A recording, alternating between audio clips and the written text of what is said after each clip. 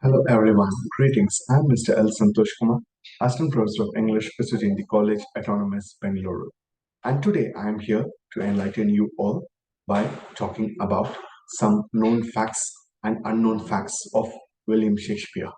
And as we all know, the people, those who are listening to me, will encounter me a question by asking, What is this man here to going to talk about William Shakespeare, where we have got more knowledge about him, and most important thing, we have got more resources on William Shakespeare.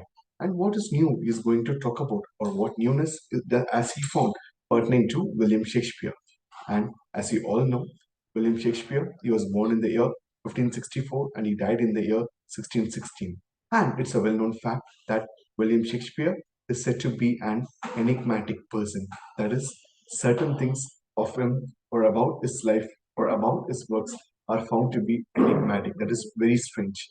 We as a readers or we as a literary critics, we are not in a position to find out what makes William Shakespeare to be unique. And to tell about William Shakespeare a day will be not sufficient. And almost all the literary paradigms and almost all the literary scholars who talk about William Shakespeare, they emphasize on the fact by saying that William Shakespeare is shaking the spear. And of course, it is true to a greater extent.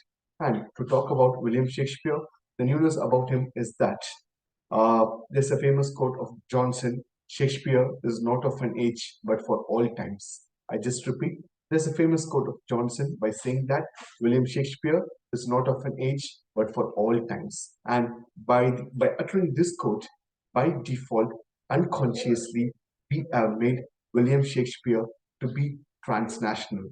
And the supreme irony is that any graduate student who belongs to various streams, okay, who can be from various streams, he or she cannot pass the undergraduate course without reading William Shakespeare.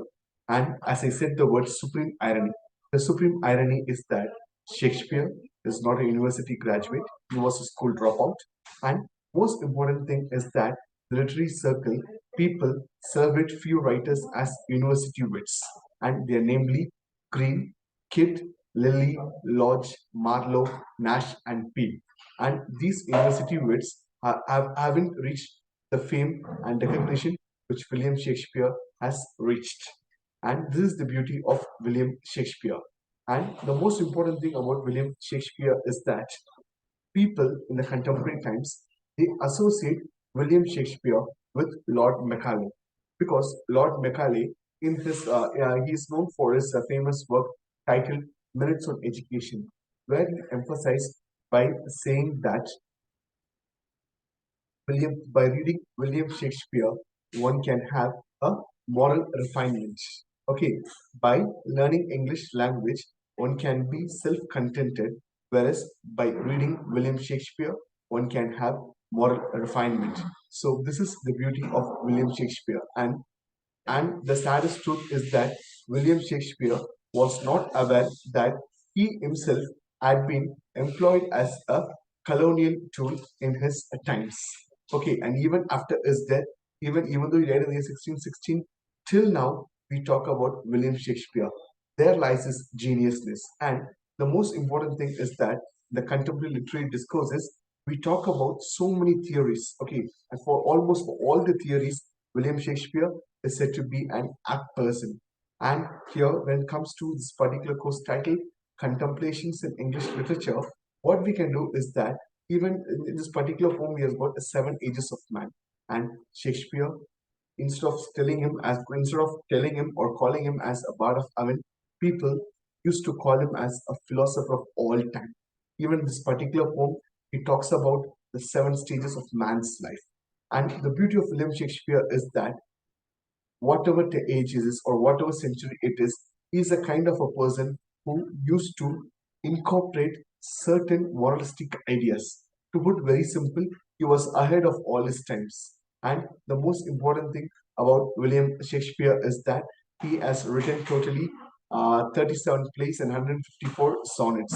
And the sonnets 1 to 127 are dedicated to his friend. People call him as Earl of Southampton, and songs from 127 to 154 are dedicated to Dark Lady. And the Dark Lady is a mystery till now. Critics they claim that It can be people like Anne Hathaway, but still now it is a very big, it is a very big, meticulous question. And also, the most important thing about William Shakespeare is that even though he has written so many plays, enormous plays, and so many beautiful sonnets and so many poems, the beauty of William Shakespeare is that there is no other writer, the literary paradigm, to match his writing skill. So there lies his geniusness. So, and the most important thing, as I said, the word the newness. The newness in William Shakespeare is that, as I said, every literary discourses in the contemporary times can be associated with William Shakespeare. So this is all, and have a happy reading. Stay tuned. Thank you.